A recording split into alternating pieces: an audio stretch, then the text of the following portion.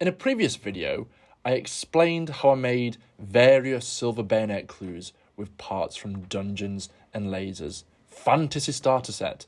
This time, I've used other parts from that set, but I've turned my focus to another Joe McCullough game and the chilly fantasy world of Frostgrave. But then moving on to the wall sections, which are what form the dungeon, aren't they? They form a sort of 3D dungeon.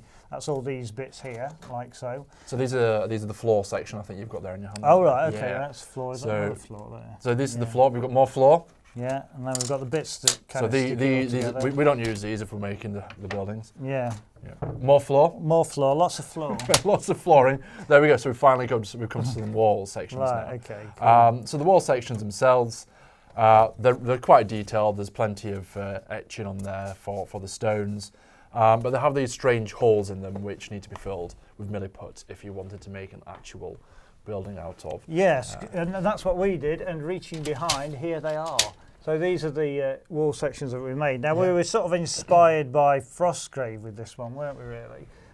To make something that would be nice sort of scatter terrain on the table that was not a complete building by any stretch, but it would work as sort of as cover and terrain in the game. Frostgrave being sort of a wasteland, wintry wasteland kind of setting, which doesn't have trees or foliage or anything like that. It's all about sort of hard stone, hard colours, isn't it? So didn't really go to town on the painting side of it, but the construction of it was quite. The construction was great fun. I got my Dremel out on there, so obviously lots of hot plastic shards flying everywhere. Had to mask up, get the goggles on, that kind of thing. But still, you get the odd bit of plastic hitting your cheek, which is always quite fun to get that sharp bit of pain. But overall, really good fun project to do. Just go, if you ever want to try this yourself, just go crazy. Try and keep the edges nice and rough. Follow some of the stone as a guide as well. Because that does present you with a bit of a template, doesn't it? Cutting around the stones themselves. So loads of Dremel work, loads of, and then as well as there was some sort of. Wasn't there some things to hang the torches on initially? Yeah, so this is what I just mentioned. So these little holes, which so I've filled those. They were filled in because we didn't really want them.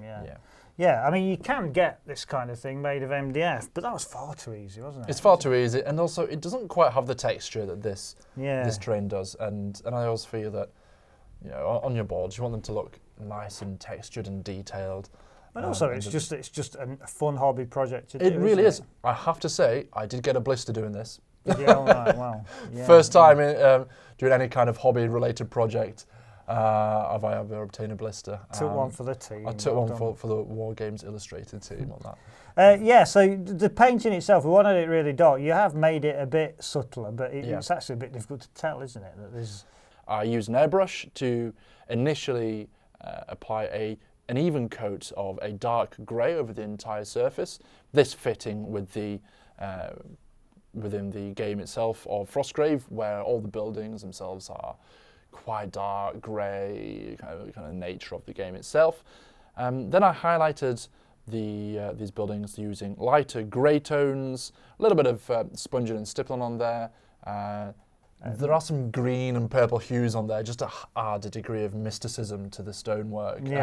It's one of those where if it's not there, you can tell that it's not there, but it's not too obvious that its existence is there. A bit like bass in music in that sense. Oh right. Yeah. And what about the snow effect? How was that done? So this snow effect was so there's two different elements to it here.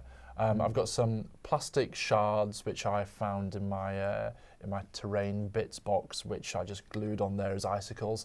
You can create these yourselves, or you can find these online from most hobby supplies. Just stuck on using a bit of super glue, held in place for 10-15 seconds with tweezers so you don't get your fingers covered in super glue. The snow was created using flock, just glued on using PVA glue. Two ways to go about this. You can either put on the PVA glue quite heavily initially. You can then sprinkle the snow flock onto it. It will clump and cluster, much as snow tends to do. So this is a really good way of applying snow flock in corners where you'll get snow blown, and it will build up in those to create a more dispersed effect of snow. The way I found most effective to do this is to first sprinkle the snow effect on, and then spray over watered down PVA onto the piece of terrain. In that way, your flock will stay in the position where it is, yet it will adhere to the surface as a result of using the watered down PVA spray. You don't want to be too targeted. It needs to be, as if it's been blown by the wind. Yeah.